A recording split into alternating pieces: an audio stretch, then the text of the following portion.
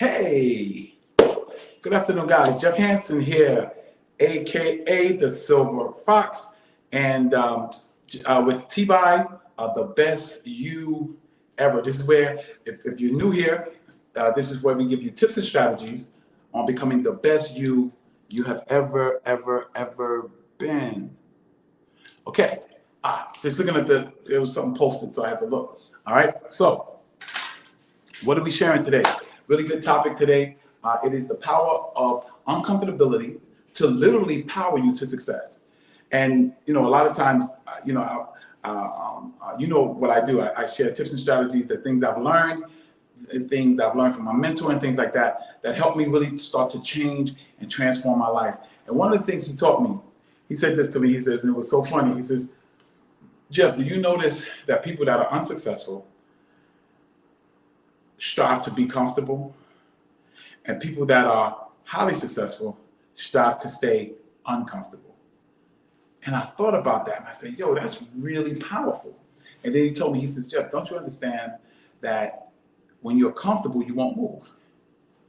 And then I thought about a story I'd heard about an individual, if you're in the bed and it's late and you're in the bed and it's a cold night and you got that nice comforter on you and you're nice and warm and you're nice and comfortable, the last thing you want to do is move. The last thing you want to do is go to the bathroom. The last thing you want to do is get up and, we got remotes now, and I show you how old I am, But the last thing you want to do is have to get up and do something because you're comfortable, you're warm, and you're comfortable. But on the other hand, let's say you're in the bed and it's a cold night and you have that one sheet on you and you're cold. What does that also mean? That means you're uncomfortable. That will make you get up and go find that comforter. That will make you get up and go turn the heat on or something. It'll make you move. Uncomfortability there's something called inspirational dissatisfaction, meaning whenever you are dissatisfied with something, that's when you have the power to move. That's when you have the power to change it. Because and mind you, there's levels. Because there's also a story I remember about a guy, he's going cross country. He ran out of gas, so he went into this old kind of ragged gas station. And he went in there to get some gas. And as he was coming in, he heard this sound, oh. And he was like, man, I didn't know there was wolves out here, right? So then he tells the guy, yo, hook me up with the gas, blah, blah, blah. And so the gas station attendant, older man, and he was talking to him, and he heard the sound again. Oh, right? So the man says, sir, excuse me, what is that? What is that sound? I mean, yo, I didn't know there was wolves out here. So the guy says to him, he says, oh, that's not a wolf. That's my dog. He's laying on he's over there near the cabin, and that's him making that noise. He said, well, why is he making that kind of noise? He says, well, he's laying on a nail. So the guy says, he's laying on a nail? He said, yeah. He said, so why don't he just get up and get off of the nail? He said, because the nail is not hurting him enough to move. It is only hurting him enough to complain about. And see, in a lot of times in our lives, I can tell you right now, there was times in my life where I was so comfortable, I didn't want to move. And there was no inspiration for me to move. There was no reason for me. I was comfortable. I was eating meals and I was doing what I remember in the shelter, they had a program where they put some of the homeless people up in the YMCA.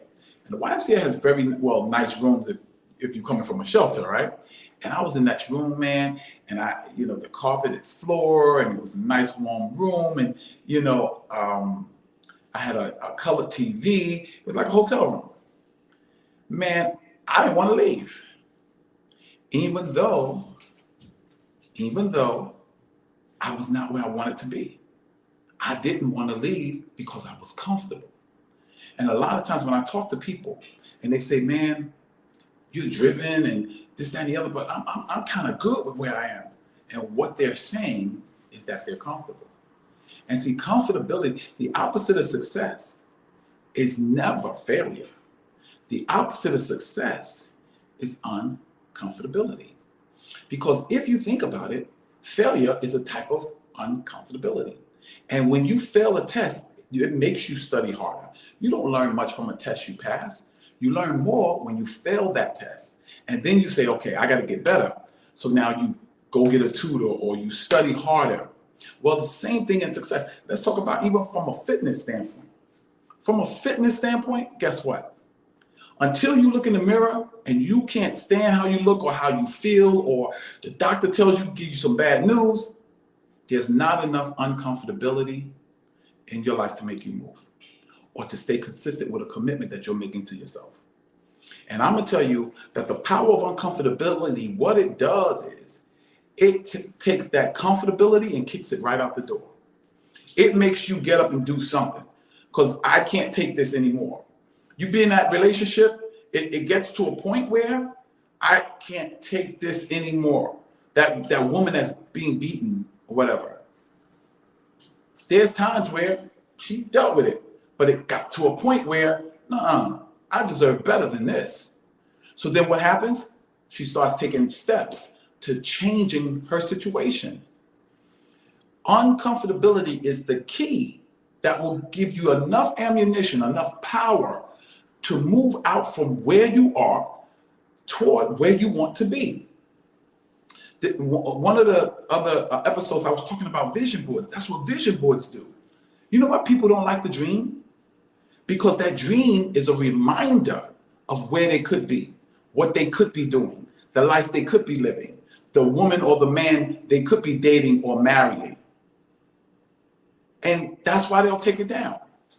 I can tell you right now, everyone, my clients, when I train them, I tell them you got to put up a vision board, a health and fitness vision board. Put it on your phone. So every time someone calls you, I want you to be reminded of your goal. Put it on your phone. I want you to be reminded that you're committed to this. I want you to be reminded of what you could look like, where you could be walking, the beaches you're on, and you're not ashamed of how you look. And in the beginning, they'll do it. And then sometimes, they'll quit the program or whatever, and I'll see them months later. The first thing I ask them is, guess what?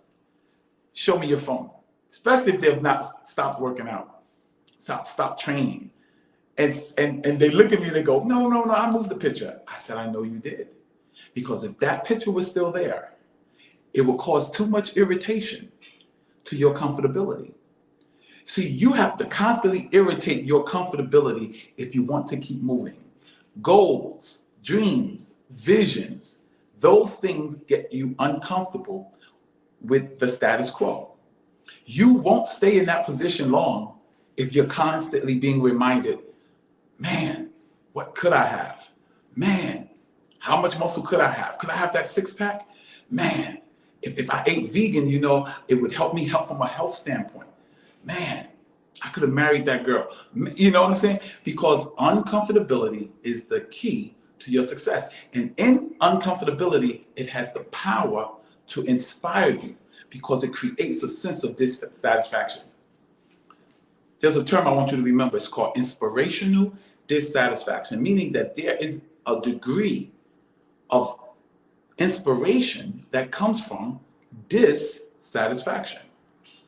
When you are not happy with where you are, when you are not happy with who you are, when you're not happy with the money you're making or the car you're driving or the house you live in or the life you're living, that's when you'll move. And the key with it is not just to take it, I'm okay. Like when I was homeless, so as soon as I got a room, I got comfortable again.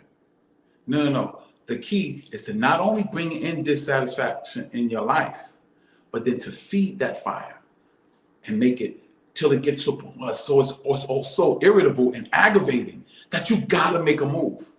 You no longer can stay the same. This relationship has to get better. It's either got to get better or I got to get rid of it.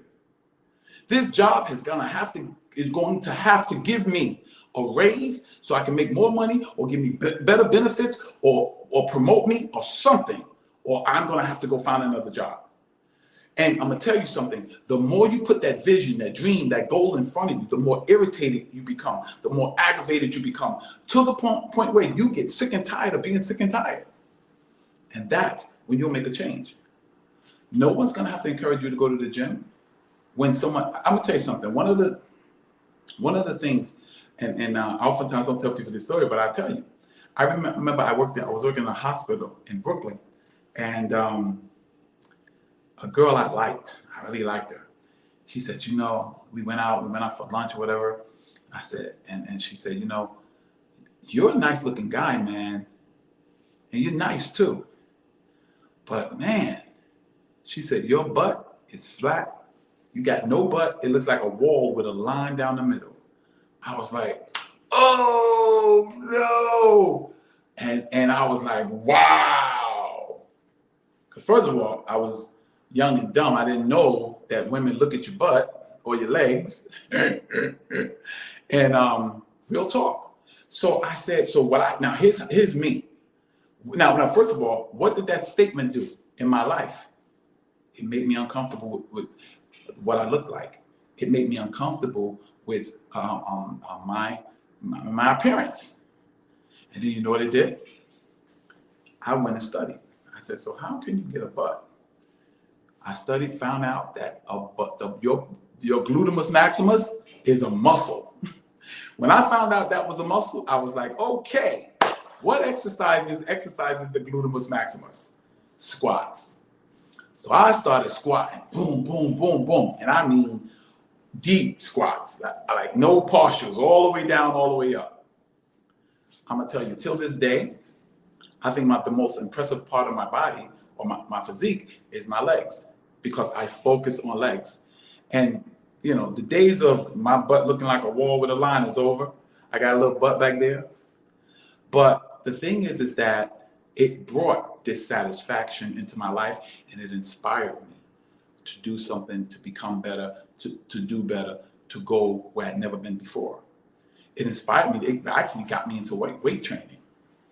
Because the type of training I was doing was martial arts or running. That don't build no butt. But when you squat in heavy weight, that builds you a butt. You're going to get you a butt now. Butt and legs. See, uncomfortability will power you to make a change. But you got to keep it in front of you. You can't just think about it one time and then go away. Remember, it's what you meditate on. Remember, what you dwell upon is your request to the universe, or your request to God, your prayer to God. Your prayer is what you set your mind on. You have a mindset on that thing. So I started concentrating and focusing on the things I wanted and putting those things up around me to increase the irritability, the aggravation of where I presently was. I got tired of being 180 pounds. I got tired of being 190 pounds because my vision board had 225, 230 pounds. So I got tired of it. And the more tired I got of it, the more I drove, the more I was inspired to do something different. I got tired of eating the same old things and not gaining weight, working out, but not gaining weight. I got tired of it. So it made me change. Uncomfortability is the key to your next level. Uncomfortability is the key to your wealthy place. Uncomfortability is the key to your relationship becoming better, because you'll do one or two things. You either lead a relationship, or you sit down with your mate, your spouse, whoever it is, and say, listen, let's work on this, because we both love each other and we want our relationship to work. So let's do something different. Let's do something other than, just let this thing fall apart. And that's when change comes. You'll never change if you're the fastest in your group. You'll never change if you're the smartest in your group.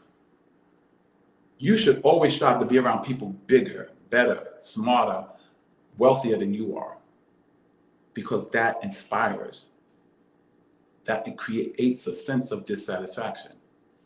Now, you're going to enjoy some things in your life. I'm not saying don't enjoy some things in your life, but I'm saying keep some goals out there and things like that, so that there's areas of your life that you'll still strive for, that you'll still move toward. You see what I'm saying? Don't let, as Bane said in Batman, I know some of you guys don't watch the movies like that. But in the movie, The Dark Knight Rises, Bane, who's the bad guy, was fighting Batman. And as he was beating Batman up, he told Batman, he said, yo, we've been trained by the same guys. So why am I beating you? Because your success has defeated you. And what he was saying to Batman was, you got comfortable fighting gangsters and beating up gangsters and beating up muggers and stuff like that. Now you're coming against someone that's trained like you, your next level. And guess what? You're not ready. See, it's better to be prepared for an opportunity that isn't there than to have the opportunity and not be prepared. The power of uncomfortability to power you, or let me put it like this, empower you to succeed. You know what the word blessed actually means? It means empowered to prosper. Well, I'm telling you, a state of uncomfortability will move you towards your goal.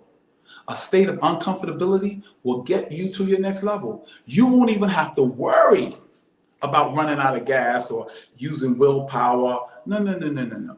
Because every time, just like that dog, you don't want to be that dog constantly complaining about your situation, constantly complaining about your health and fitness, constantly complaining about your weight, constantly complaining about your relationship or the money you make or the job you have or the place you live. No. Why keep complaining? Why not get up off the nail and go lay somewhere else? Why not find something that's going to satisfy you a little bit? And then set a goal to go even beyond that. See the difference with the average basketball player and a Michael Jordan is that Jordan always shot for more. If he got you down by 10 points, he wanted to beat you by 20. If he beat you by 20, he wanted to beat you by 30. If he beat you by 30, he wanted to beat you by 50. That's why he's the GOAT. That's why he's the greatest ever. And I know some people may disagree, LeBron James, Kobe Bryant. That's all well and good. I have my opinion, you have yours. Hey, I respect that. But the fact is that when you strive to be better, what's going to keep you moving in that direction is the degree of uncomfortability that will create the aspect of inspirational dissatisfaction. You become inspired because you're dissatisfied.